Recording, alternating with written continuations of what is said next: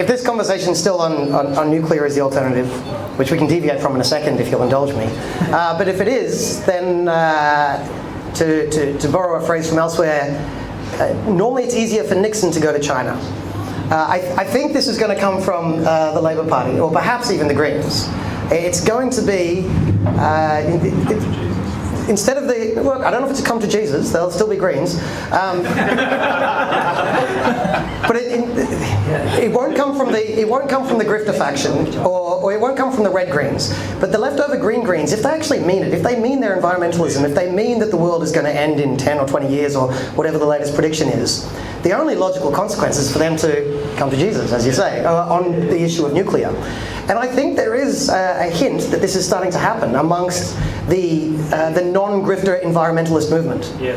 And I think that non-grifter environmentalist movement have impeccable leftist credentials, so they're going to be able to say what we've already been telling the world for a long time, but when they say it, more people will listen, which is to say Nixon can go to China. I don't know, for the people who don't know that reference, Nixon is a lifelong anti-communist warrior, and he was the one that went over to China and recognized that the communist China existed as a country because America hadn't recognized that until then. And the idea was that the left-wing American politicians couldn't do it because they would be accused of being communists. But Nixon could do it because he was the one that was from the other side of the stereotypical traditional divide.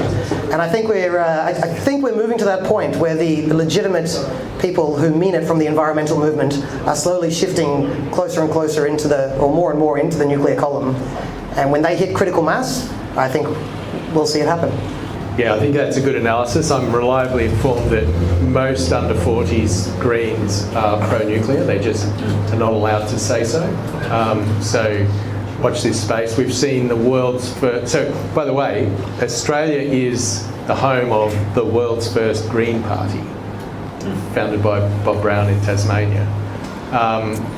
The first Green Party in the world to formally adopt a pro-nuclear stance is in Finland. So that happened relatively recently.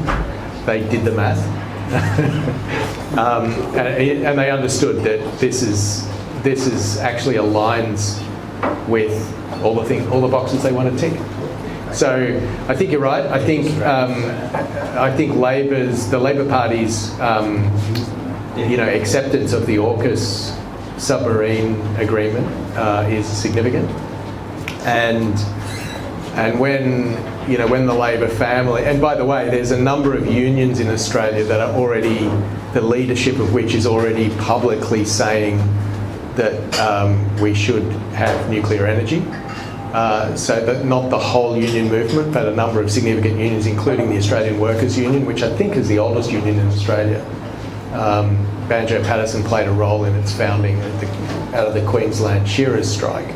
Henry Lawson. And Henry Lawson, yeah.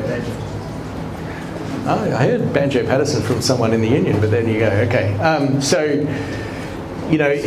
I think you're right, John. Things are changing, and the young generation. I mean, most students that I encounter in the university, and even younger students now, like Will Shackle, who's over at Churchy in year 11, has become a public figure, are just saying, "Hey, why aren't we doing this?"